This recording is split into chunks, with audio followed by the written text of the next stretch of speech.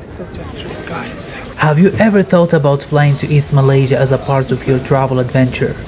Sounds simple, right? Just a quick domestic flight from Kuala Lumpur to the eastern part of the country. But what if I told you that this simple trip turned into one of the most stressful airport experiences I've ever had? All because of unexpected requirements I've never seen anywhere else in the world for a domestic flight. What could possibly go wrong? Well, a lot actually. In this video, I'm breaking it all down for you. What documents you actually need, what to expect at the airport, and how to avoid the last minute stress I went through. This is a completely unfiltered experience, one that left me stressed, confused and honestly kind of shocked. So if East Malaysia is on your travel list, whether it's Sabah, Sarawak or anywhere in Borneo, stick around until the end.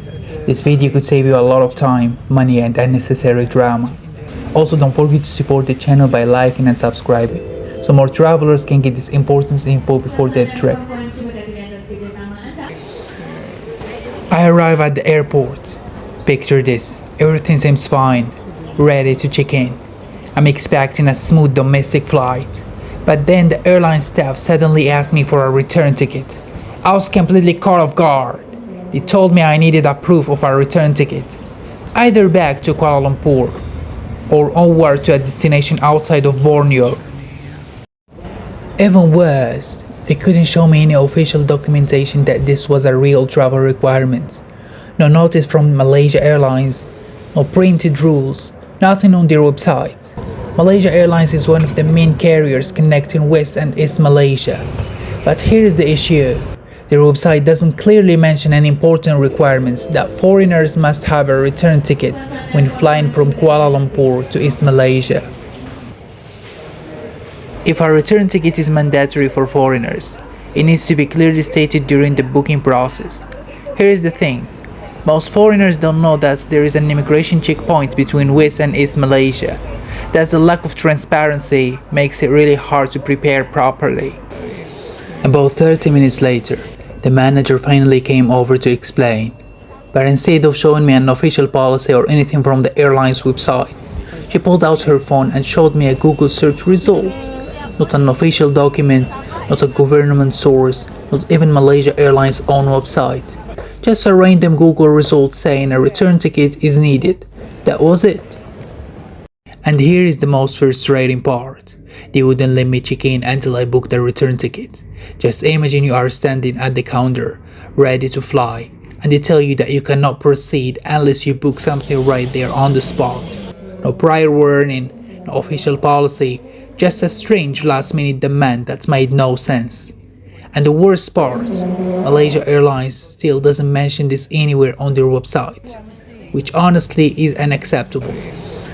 Do you think that's fair, guys? Let me know in the comments. After I finally booked the return ticket, and I was allowed to check in, I headed to the gate expecting immigration. I was sure I would need to get stamped out of Kuala Lumpur.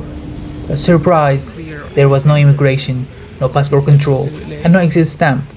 The flight was 100% domestic. I was totally confused. How can a flight be considered domestic but still require a return ticket? Like it's international. It made no sense, and honestly it made me feel kind of foolish. Upon arriving in the eastern part of Malaysia, I was surprised to see two separate immigration lines, one for Malaysian citizens and another for foreign passport holders. What surprised me even more was that there is also a separate immigration checkpoint, specifically for Malaysian traveling to the eastern part of the country. During the process, the officer asked me for my hotel reservation, the length of my stay, and the purpose of my visit. Surprisingly, even Malaysian citizens are required to clear immigration here. This shows that immigration control applies not just for foreigners, but also for Malaysian ID card holders.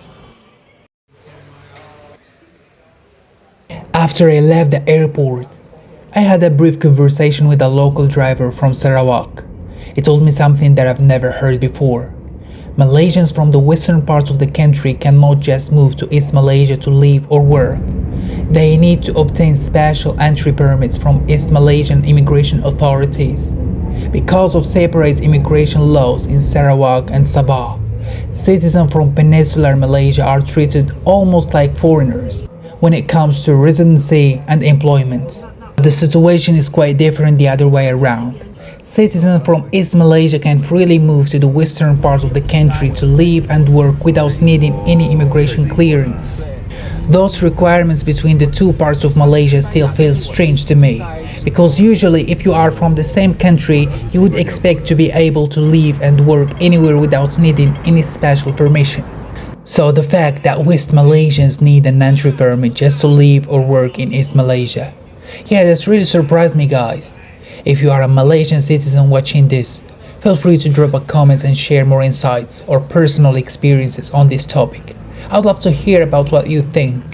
All in all, if you are planning to fly from Kuala Lumpur to East Malaysia, especially as a foreigner, be prepared.